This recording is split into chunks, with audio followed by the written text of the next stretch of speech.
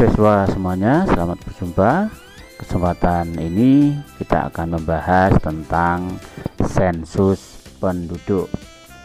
Sensus penduduk di Indonesia dilaksanakan setiap 10 tahun sekali. Apakah itu yang dimaksudkan dengan sensus penduduk? Marilah kita pahami pengertian sensus penduduk. Sensus penduduk adalah keseluruhan proses mengumpulkan, menghimpun, menyusun, dan menerbitkan data demografi serta ekonomi dan sosial yang menyangkut semua orang pada waktu tertentu.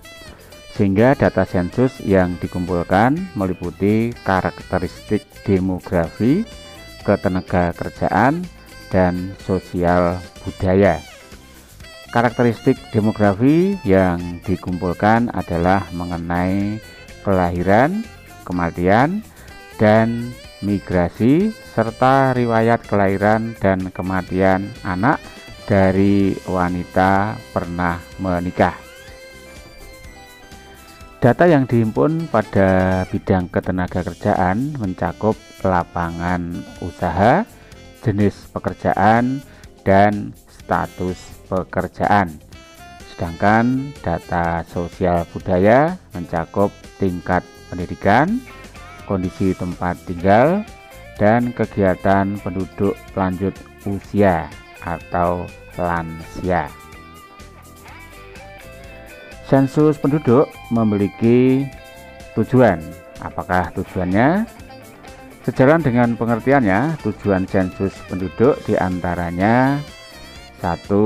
Mengetahui perubahan penduduk dari waktu ke waktu dalam suatu periode. 2. Mengetahui jumlah, sebaran, dan kepadatan penduduk pada setiap wilayah. 3. Mengetahui berbagai informasi tentang kependudukan seperti angka kelahiran, kematian, migrasi, dan berbagai faktor yang mempengaruhinya. 4. Sebagai sumber data dalam perencanaan dan penentuan kebijakan pembangunan nasional.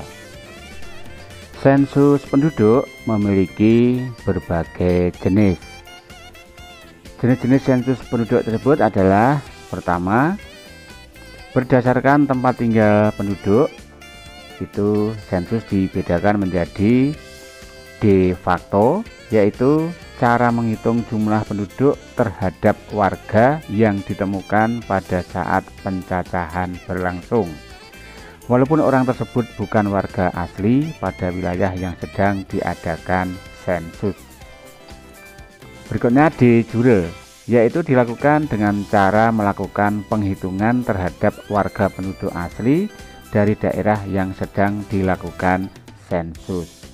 Jadi andai kata ditemukan orang yang bukan asli penduduk di sana pada saat sensus, maka tidak dimasukkan dalam penghitungan. Untuk membedakan antara penduduk asli dan bukan asli ialah dari kepemilikan kartu tanda penduduk atau KTP atau kartu keluarga. Yang kedua, berdasarkan metode pengisiannya, sensus dibedakan menjadi: 1. Metode canvasser, yaitu pelaksanaan sensus di mana petugas mendatangi tempat tinggal penduduk dan mengisi daftar pertanyaan. Keunggulan metode ini, data yang diperoleh lebih terjamin kelengkapannya dan penduduk sulit untuk memalsukan data. Sedangkan kekurangannya adalah waktu yang diperlukan lebih lama karena jumlah petugas yang terbatas dan wilayah yang luas. Yang kedua, metode householder, yaitu pelaksanaan sensus di mana pengisian daftar pertanyaan dilakukan oleh penduduk sendiri. Kelebihan cara ini adalah waktu yang diperlukan lebih cepat karena petugas tidak harus mendata satu persatu penduduk. Daftar pertanyaan dapat dikirimkan atau dititipkan pada aparat desa. Sedangkan kekurangannya adalah data yang diperoleh kurang terjamin kebenarannya karena ada kemungkinan penduduk tidak mengisi data sesuai dengan kondisi sebenarnya. Berikutnya tentang keunggulan dan kelemahan sensus. Keunggulan pelaksanaan sensus de jure diantaranya sebagai berikut. Jumlah penduduk yang tercatat adalah penduduk yang betul-betul memiliki bukti kependudukan secara sah dalam sistem pemerintahan. Berikutnya, pelaksanaan sensus tidak harus bersamaan waktunya dan serempak karena hanya penduduk yang memiliki bukti kependudukan yang disensus. Kemungkinan terjadinya pencatatan 2 kali atau lebih pada penduduk yang sama dapat dihindari. Kelemahan pelaksanaan sensus de jure diantaranya penduduk yang tidak memiliki bukti tanda kependudukan atau KTP tidak akan tercatat sebagai penduduk meskipun orang tersebut lahir dan tinggal di tempat tersebut. Jumlah penduduk yang tercatat tidak sesuai dengan jumlah penduduk yang sebenarnya. Data hasil sensus bila digunakan untuk kepentingan perencanaan yang berkaitan dengan layanan publik tidak akurat. Keunggulan pelaksanaan sensus de facto diantaranya jumlah penduduk yang tercatat adalah jumlah real di suatu tempat. Dilakukan secara serempak di setiap daerah sehingga data cepat terkumpul dan lebih cepat diolah.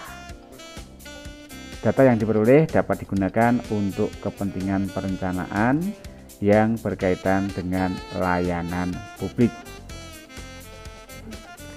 Mengenai kelemahan pelaksanaan sensus de jure dapat disampaikan sebagai berikut. Kemungkinan pencatatan 2 kali atau lebih pada penduduk yang sama dapat terjadi. Untuk negara kepulauan yang luas diperlukan petugas dan dana yang cukup besar karena harus dilakukan secara serempak. Bagi daerah yang mobilitas penduduknya sangat dinamis seperti di laut, pesawat, kereta, atau kendaraan lainnya, kemungkinan tidak akan tercatat. Demikian, terima kasih, sampai jumpa.